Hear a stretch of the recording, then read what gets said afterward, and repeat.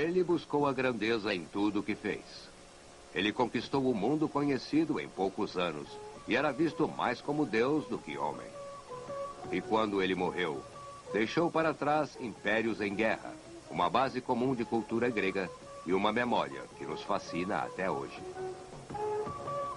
Alexandre o Grande, neste episódio de A Tradição Ocidental.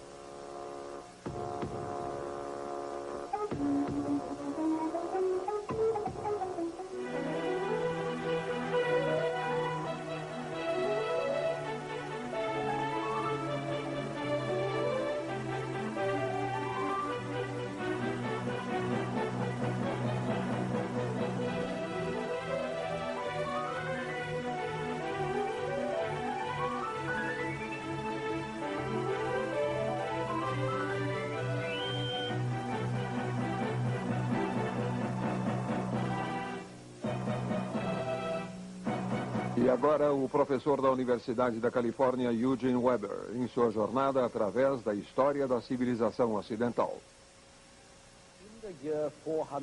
No ano de 401 a.C., um príncipe persa reuniu um exército, uma grande força com cerca de 12.000 mercenários gregos, para lutar com seu irmão mais velho, o rei, pelo trono da Pérsia.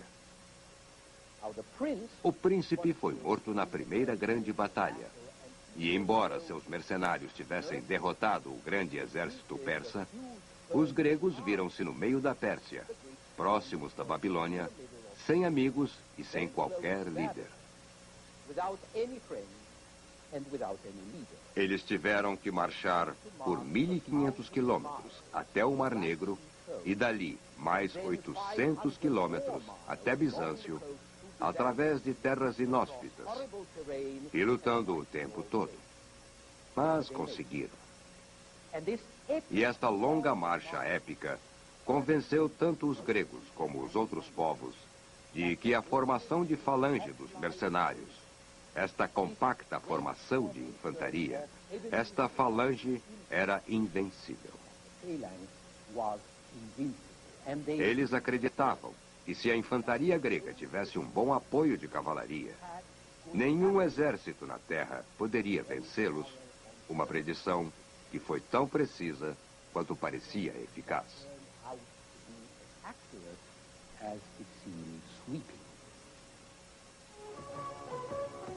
A história desses mercenários, conhecidos como os 10.000, foi contada por um deles, o ateniense Xenofonte.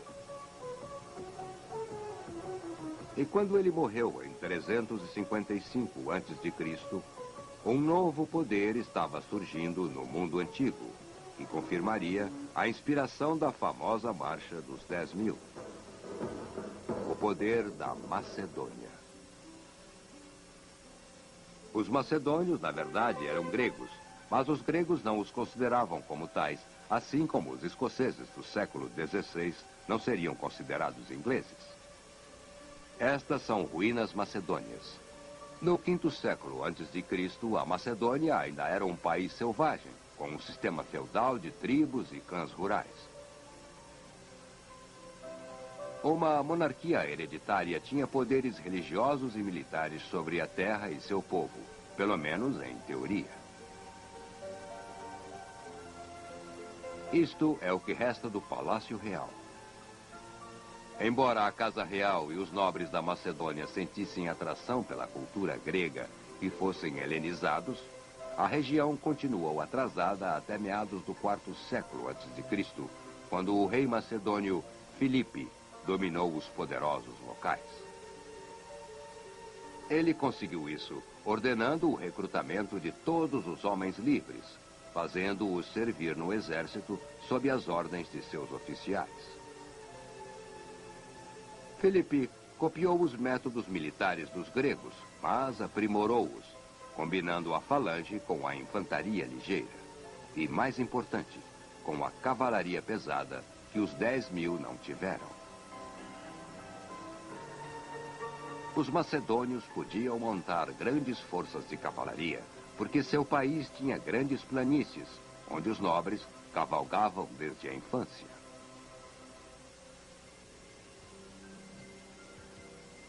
Como se havia presumido 50 anos antes, nenhuma força na terra seria capaz de detê-los. Filipe partiu com seu exército para dominar ou conquistar a maioria das cidades gregas e teve um brilhante sucesso.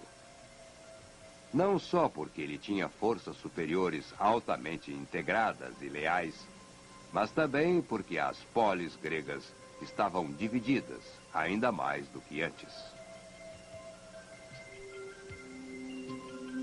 Os persas faziam o possível para manter a situação, para que as cidades continuassem a lutar entre si, em vez de combater o Império Persa.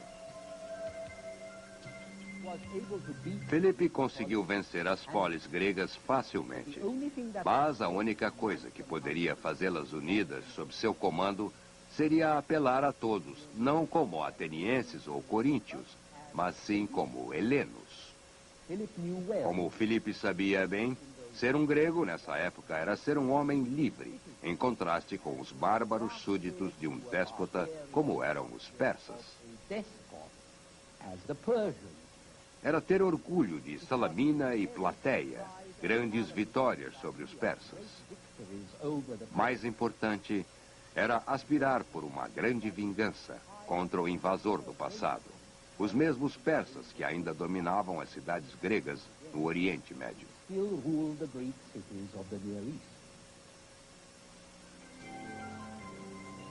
Havia também as riquezas perdidas daquelas cidades a recuperar. E havia os precedentes de mitos e lendas de heróis como Hércules e suas façanhas no Oriente.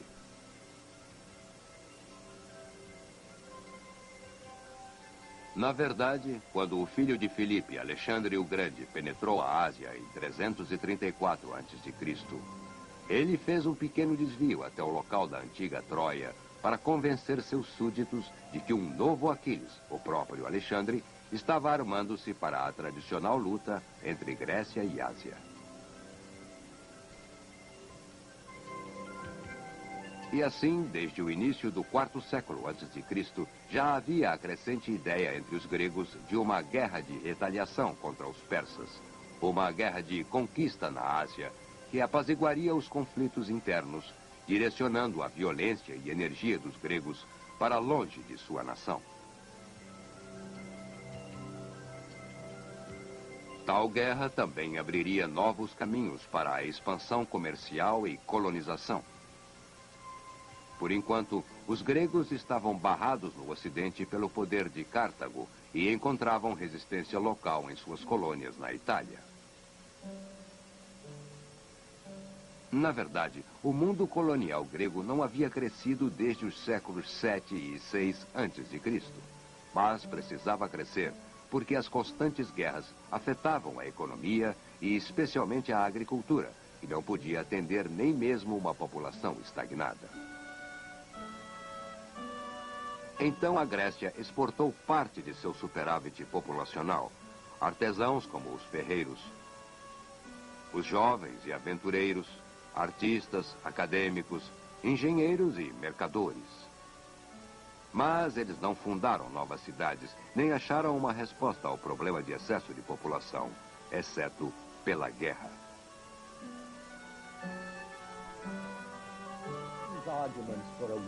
Todos estes argumentos para uma guerra contra os persas foram invocados pelos macedônios, mas isto nem sempre deu certo, porque muitos gregos gostavam ainda menos dos macedônios do que dos persas, que estavam mais distantes e não eram tão familiares.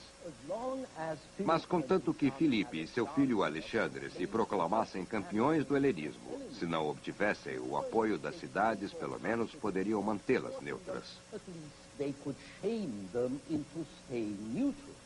Os macedônios também fizeram o possível para intimidar os mercenários gregos, que tinham o hábito de apoiar quem pagasse mais, o que era perigoso, já que o grande rei da Pérsia podia pagar muito mais do que Filipe e Alexandre.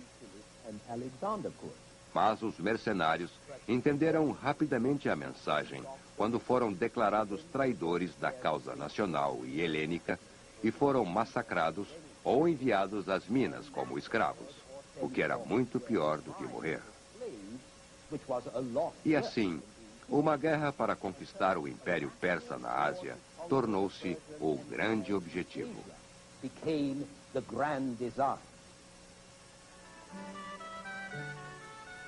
Embora o rei Filipe tenha sido assassinado em 336 a.C., antes de atingir seu objetivo, seu filho Alexandre mostrou-se à altura da tarefa.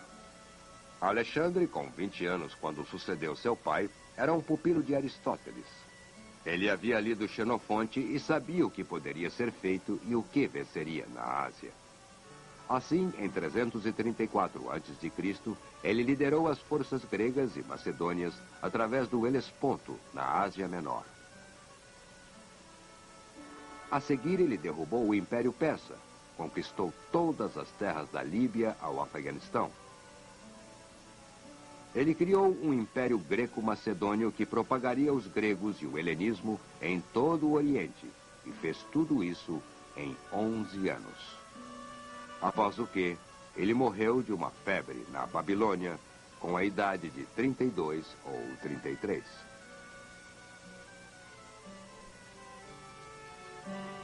Alexandre foi mesmo um dos maiores generais da história e um gênio megalomaníaco. O tempo suavizou seus aspectos mais brutais, mas vale a pena lembrar que o impiedoso general macedônio Cassandra, que conheceu Alexandre, jamais podia passar à frente da estátua deste sem tremer. Como as conquistas de Alexandre pareciam impossíveis, todos, exceto quem o conhecia, pensavam que ele era mais do que um herói. Ele era um deus. E Alexandre decidiu que deveria ser tratado como deus, o que também era muito conveniente por coincidir com as tradições orientais, em que a divindade de um rei era a base de sua autoridade.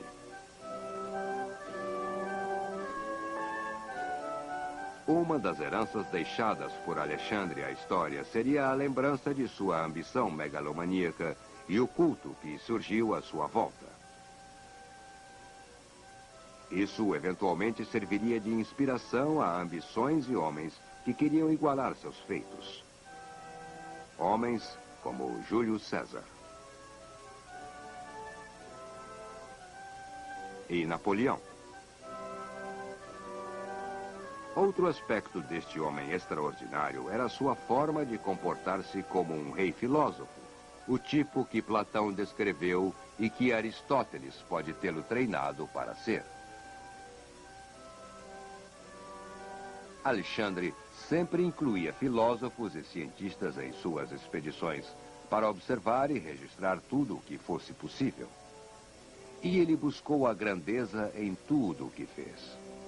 Quando ele queimou o Palácio Real dos Persas em Persépolis, como retaliação pela queima de Atenas um século e meio antes, a seguir, ele promoveu um casamento em massa entre mulheres persas e nobres gregos, um símbolo da fusão que ele esperava atingir entre os gregos e os outros povos, a fim de criar um império eterno.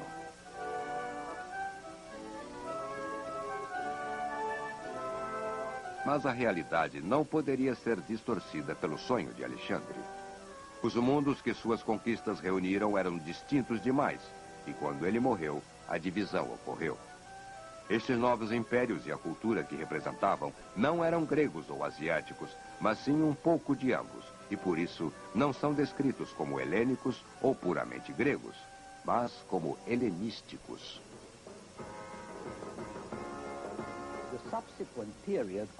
O período subsequente, chamado de Era Helenística, cobre 3 séculos turbulentos, entre a morte de Alexandre, em 323 a.C., e o ano de 30 a.C., com a morte de Cleópatra, descendente de um dos generais de Alexandre. Foi uma era muito parecida com a nossa. Encontramos a mesma reversão de instituições representativas para regimes autoritários. O mesmo senso de fragmentação psicológica e estética. As mesmas tendências antirracionalistas, o mesmo interesse egocêntrico. A mesma busca obsessiva da influência cultos exóticos, modismos peculiares, astrologia, mágica e erotismo. A mesma preocupação com grandeza, o mesmo afastamento da terra natal, com uma simultânea, mas pouco reconfortante sensação de que o cosmos é a sua polis. Os mesmos conflitos sociais, guerras classistas, colonialismo e guerras de libertação nacional para expulsar os opressores estrangeiros e permitir que os nativos oprimam-se uns aos outros. A mesma burocracia mais interessada em fazer e manter regras do que em tornar as coisas mais produtivas e eficientes. A mesma fuga do envolvimento político. A mesma sensação opressora de despersonalização nas grandes cidades. A megalópolis, um nome que, na verdade, existiu na Grécia, na Arcádia. Vamos examinar este estranho período mais a fundo.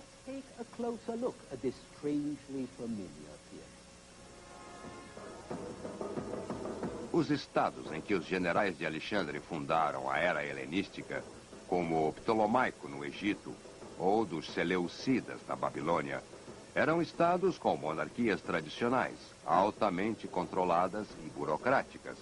Mas as cidades e cortes reais, além de exércitos e altos oficiais, eram basicamente gregos, com valores cosmopolitas gregos. Embora os gregos e macedônios tenham feito casamentos com os nativos, e muitos destes acabaram sendo helenizados, esta integração não foi muito profunda. A diferença era grande demais entre as pessoas dos centros urbanos, relativamente sofisticados, livres e educados da Grécia, e os povos submissos do campo, as imensas regiões em que o rei exercia uma autoridade direta como o senhor absoluto de seus súditos.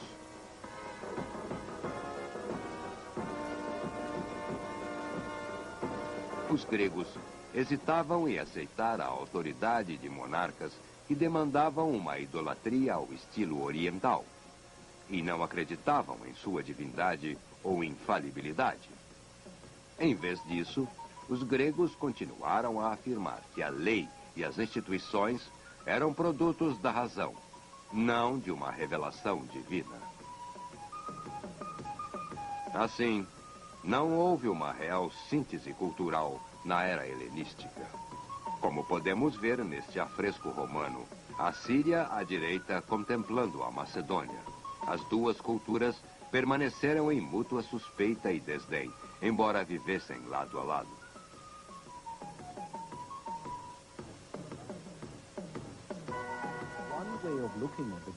Uma forma de analisar as colônias da Grécia e Macedônia nesse período é comparando-as com as colônias britânicas na Índia nos séculos XIX e XX. Nos dois casos, uma classe governante expatriada, em meio a um oceano de estrangeiros, mantém a bandeira hasteada em seus clubes e similares, com seus peculiares rituais sociais, criados para denotar não uma integração, mas sim a distinção e superioridade. Este tipo de separatismo não poderia servir de base à integração, nem era um tipo de integração desejada. Mas ele ofereceu modelos impressionantes para a população, assim como as leis britânicas. Suas práticas administrativas, seu idioma e até mesmo o cricket foram adotados e adaptados na Índia e através do império que a Inglaterra não mais controla.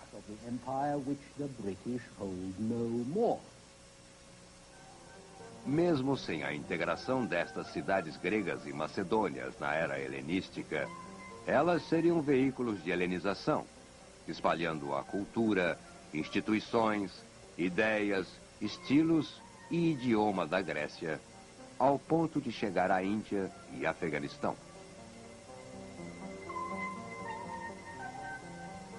Vou dar-lhes um exemplo. Estas são ruínas de uma cidade grega na fronteira norte do Afeganistão, em Ikanon.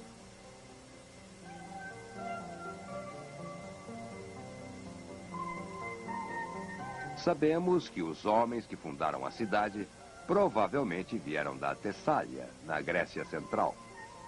E pela inscrição no pilar, também sabemos que outro grego, provavelmente um filósofo, fez uma extraordinária viagem até aqui, provavelmente porque sabia que iria encontrar comunidades interessadas em ouvir suas palestras. Nesta cidade específica, que foi escavada há apenas 20 anos atrás, havia um ginásio, a mesma instituição grega de cultura e treinamento em que os jovens se reuniam para exercícios e discussões. E havia uma grande área administrativa que continha a biblioteca. Este documento em papiro foi encontrado nas ruínas da biblioteca e está escrito em grego. E aqui está o templo dentro dos muros da cidade e a área residencial com pisos de mosaicos.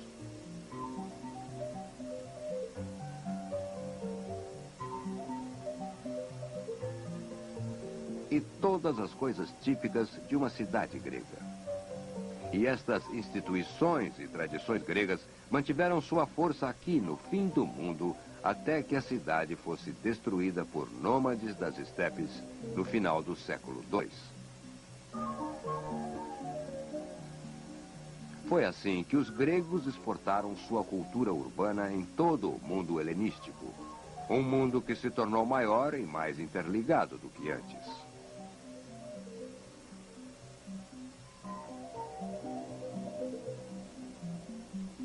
Quando as guerras de conquistas de Alexandre chegaram ao fim, ele havia quadruplicado o tamanho do mundo grego então conhecido e dado um grande impulso ao comércio.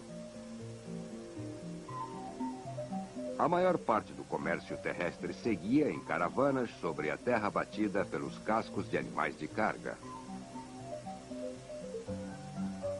Mas os reis persas também haviam construído uma impressionante estrada que percorria quase 2.500 quilômetros, de Sardis, no litoral, até a capital, em Susa. Ela estava cercada de estábulos, estalagens e fortes. Durante a era helenística, as estradas e caminhos eram usados principalmente por soldados e pessoas do governo, mas também foi aprimorado o transporte de mercadorias que não podiam ser enviados por via fluvial, bem mais fácil. Este comércio cresceria em muito, porque a riqueza dos governantes das cidades dependia muito do intercâmbio com outras regiões. Na verdade, governantes helenísticos eram príncipes mercadores. Havia expedições comerciais à África, Arábia e Índia para importar elefantes, incenso, condimentos e escravos.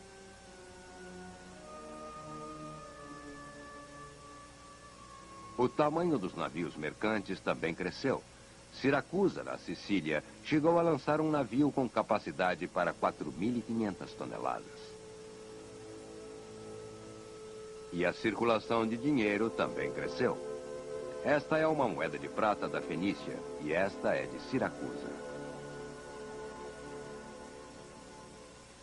Ao mesmo tempo, um dialeto grego chamado koine servia como um idioma comum de Gibraltar ao Mar Cáspio, o que muito facilitou o comércio e a divulgação da cultura helenística.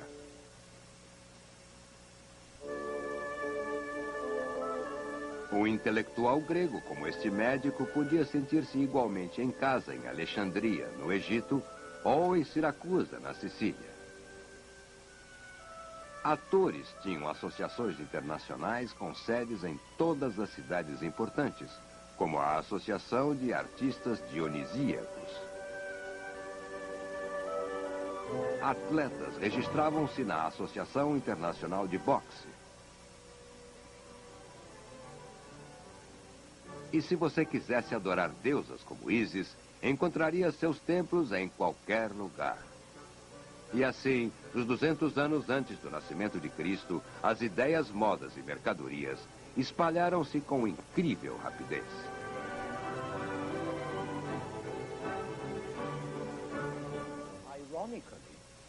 Ironicamente, foi o declínio das clássicas polis gregas, tão admiradas durante séculos. Foi essa queda que fez surgir esta nova era. Ela trouxe uma abertura para o mundo externo e o início de uma certa solidariedade cosmopolita e até humana. E este declínio das polis também prejudicou as disciplinas clássicas, com sua ordem, com um certo rigor e até mesmo com uma frieza impessoal. O declínio de elos cívicos e disciplina, que encorajou um novo espírito eclético, altamente característico da era helenística. Veremos como isso mudou a forma com que as pessoas viam o mundo e a forma como nós vemos nosso mundo em nosso próximo episódio. Você não deve perdê-lo.